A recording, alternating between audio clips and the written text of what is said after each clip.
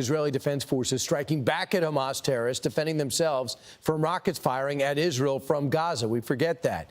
They're still coming. It comes as the UN frantically claims it will be forced to stop delivering aid to Gaza unless it gets more fuel. Really? The IDF responding with pictures showing otherwise, pointing out, quote, these fuel tanks are inside Gaza. They contain more than 500,000 liters of fuel. Ask Hamas if you can have some. Great answer.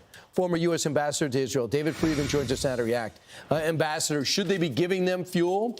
What about that declaration? I think it's absurd to give them fuel. Look, Gaza is ruled by Hamas. Hamas is responsible for the people that live there. They, as you said, they have 500,000 liters of fuel. They could give it to their people. They want to hoard it so they can fuel more rocket attacks and more malign activity against Israel.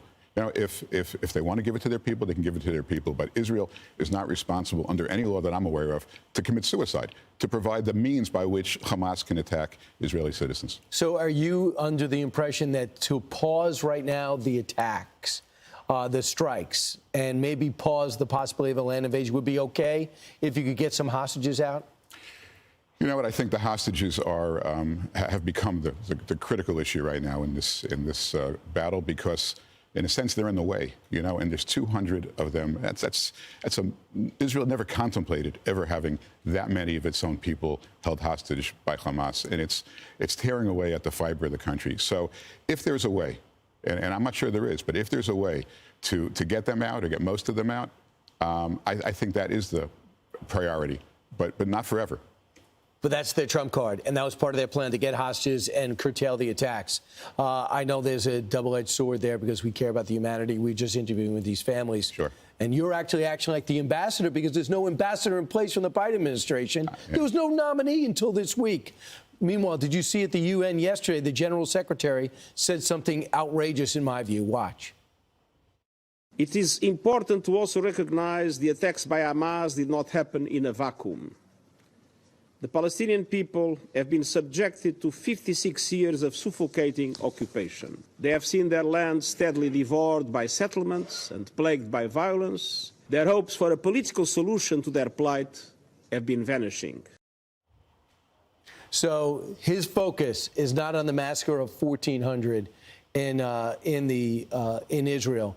It is on 56 years. He says the Palestinians are frustrated. I don't know what he's talking about. I think he should resign tomorrow. If not, I think the United States should cut off funding of the UN. This is absolutely outrageous. It's adding such an insult to the extraordinary injury that the Israelis have suffered. Look, there's no occupation of Gaza, okay? There's not a single Jew living in Gaza. There's not a single Israeli soldier in Gaza. The reason that Gaza is living, you know, under adverse circumstances is because of Hamas, because Hamas subjugates its own people and has chosen terrorism as the means of governing their country.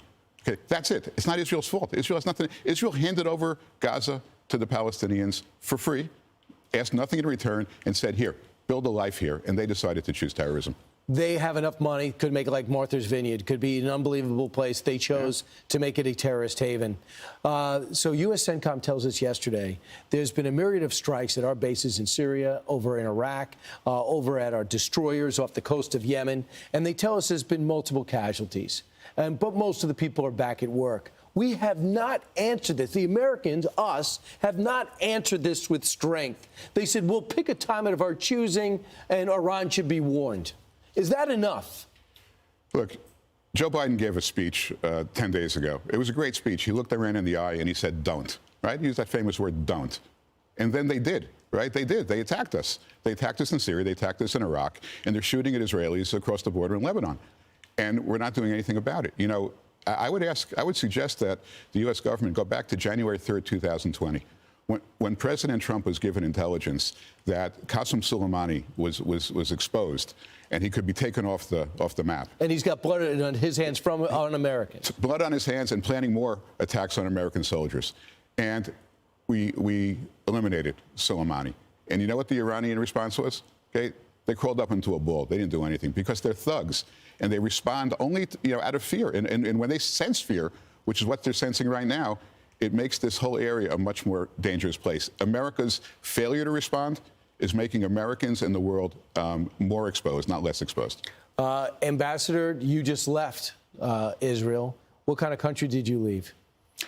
I left a country that is deeply united, deeply committed to win this war.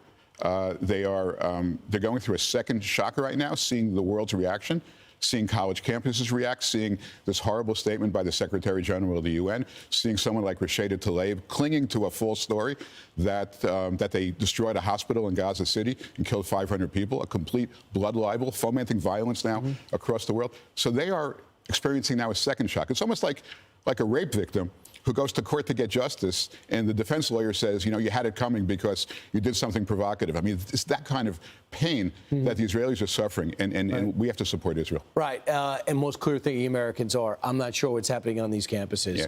And neither are a lot of donors. You went to Columbia. This must really be bothering you. Well, Thank you. it's eliminating the need for me to make any more donations. Well, I don't blame you. Ambassador, great to see you. Thanks for your great work over there. Thank I know you. you didn't have to. You were still helping out.